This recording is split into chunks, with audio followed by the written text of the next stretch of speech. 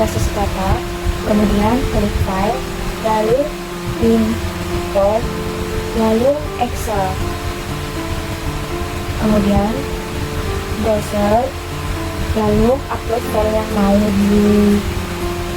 ditentukan analis value-nya, data maksudnya, kemudian oke, lalu centang interface how as variable names, lalu oke. Kemudian di komen ketik ketrek, lalu salin yang ada di Word seperti di layar ini, Ctrl C, kemudian spasi Ctrl V. Setelah itu ke statistik,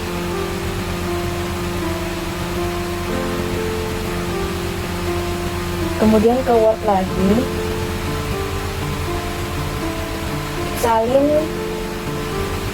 yang di bawahnya itu yang telah dibuat, Ctrl C, kemudian ke stata, lalu ke komen, lalu Ctrl V.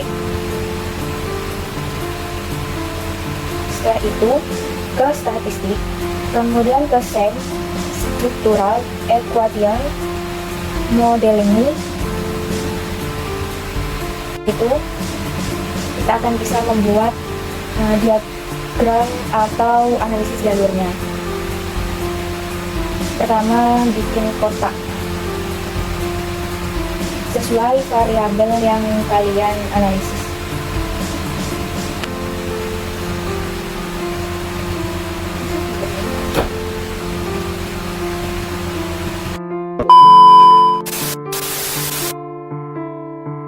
Baik, untuk uji asumsi klasik yang pertama regresi risk aversion awareness.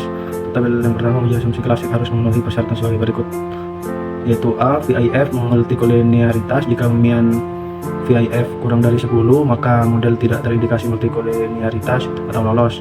Maka interpretasi pada tabel di atas yaitu variabel awareness 1,06 yang berarti mean VIF kurang dari 10 maka model tidak terindikasi multikolinearitas atau lolos. Untuk yang kedua, maka interpretasi pada tabel di atas yaitu variabel risk aversion 1,06 yang berarti mean VIF kurang dari 10 maka model tidak terindikasi multikolinearitas atau lolos.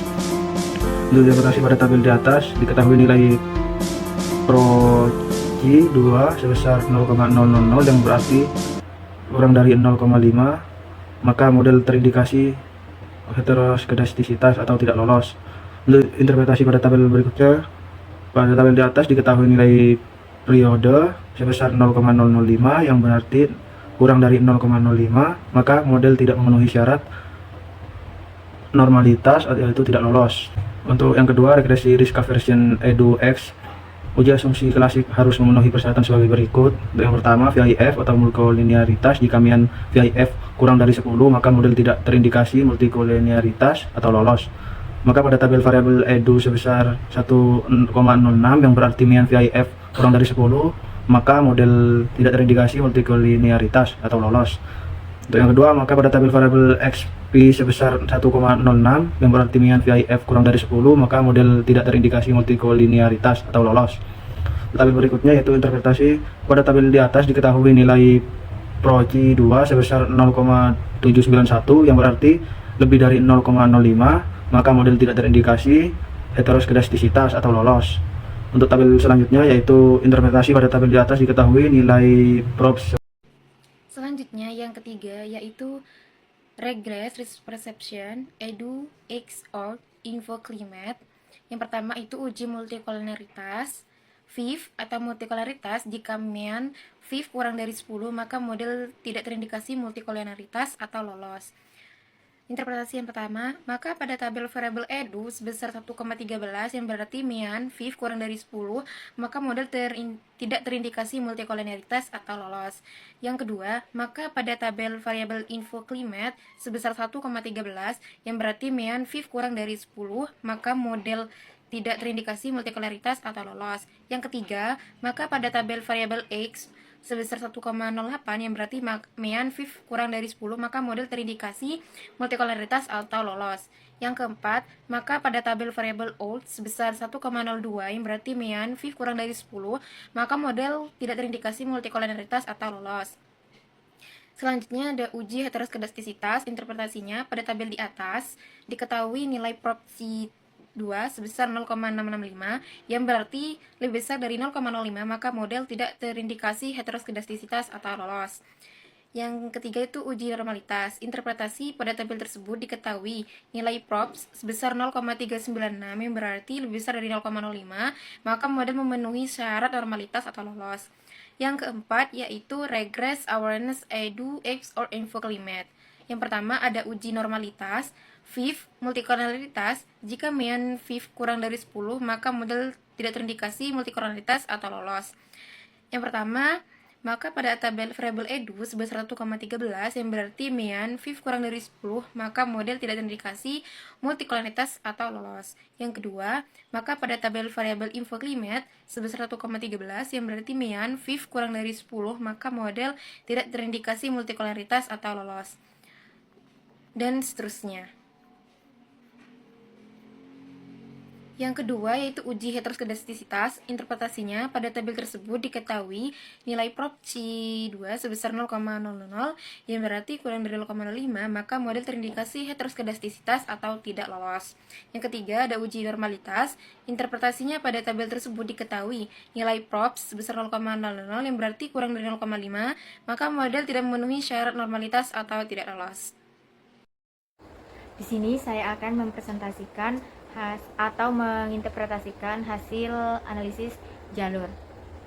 Yang pertama, dilihat dari gambar di atas, diketahui bahwa terdapat 4 variabel eksogen, yaitu edu, xp, org, dan infoclimate.